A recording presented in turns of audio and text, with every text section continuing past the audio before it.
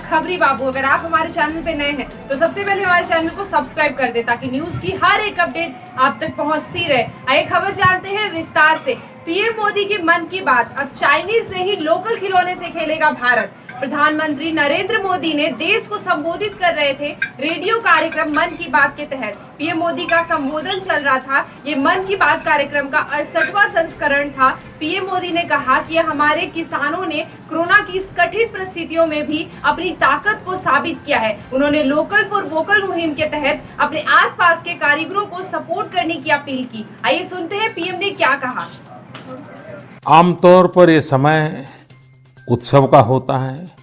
जगह जगह मेले लगते हैं, धार्मिक पूजा पाठ होते हैं।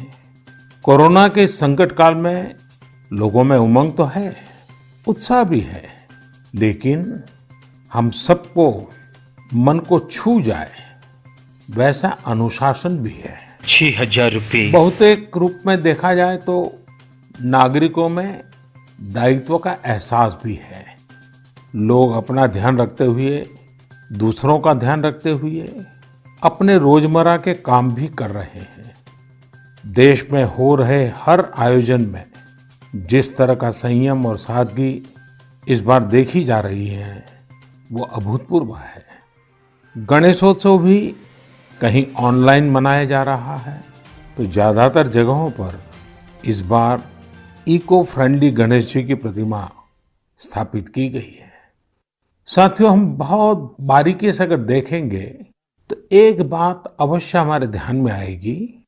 हमारे पर्व और पर्यावरण, इन दोनों के बीच एक बहुत गहरा नाता रहा है।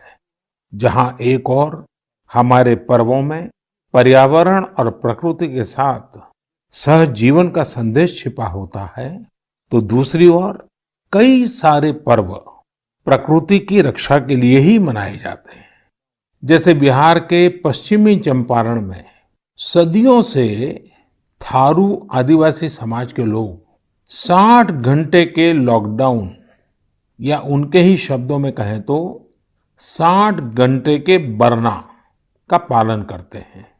प्रकृति की रक्षा के लिए बरना को थारू समाज ने अपनी परंपरा का हिस्सा बना लिया है और सदियों से बनाया है। इस दौरान न कोई गांव में आता है, न ही कोई अपने घरों से बाहर निकलता है।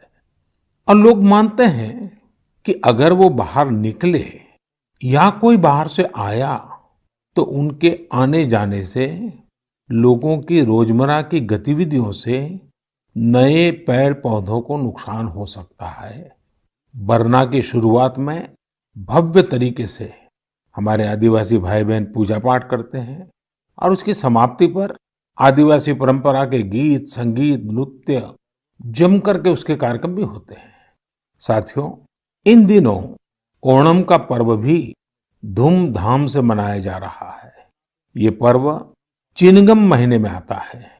इस दौरान लोग कुछ नया खरीदते हैं, अपने घरों को सजाते हैं, पुक्लम बनाते हैं, ओणम सादिया का आनंद लेते हैं।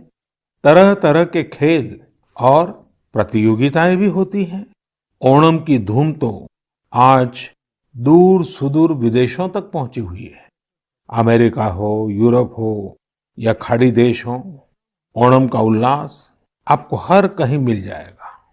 ओणम एक इंटरनेशनल फेस्टिवल बनता जा रहा है।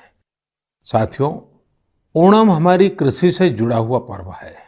ये हमारी ग्रामीण अर्थव्यवस्था के लिए भी एक नई शुरुआत का समय होता है। किसानों की शक्ति से ही तो हमारा जीवन, हमारा समाज चलता है। हमारे पर्व किसानों के परिश्रम से ही रंग बिरंगे बनते हैं। हमारे अन्नदाता को, किसानों की जीवनदायिनी शक्ति को वेदों में भी बहुत गौरवपूर्ण रूप से नमन किया गया है।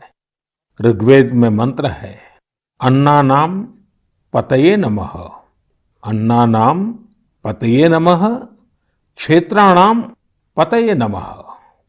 अर्थात अन्नदाता को नमन है, किसान को नमन है। हमारे किसानों ने कोरोना के इस कठिन परिस्थितियों में भी अपनी ताकत को साबित किया है। हमारे देश में इस बार खरीफ की फसल की बुआई पिछले साल के मुकाबले 7% ज्यादा हुई है। धान की रुपाई इस बार लगभग 10%, दालें लगभग 5%, मोटे अनाज कोर्स सीरियल्स लगभग 3%, ऑयल सीड्स लगभग 13%, कपास लगभग 3% ज्यादा बोई गई है। मैं इसके लिए देश के किसानों को बधाई देता हूं, उनके परिश्रम को नमन करता हूं।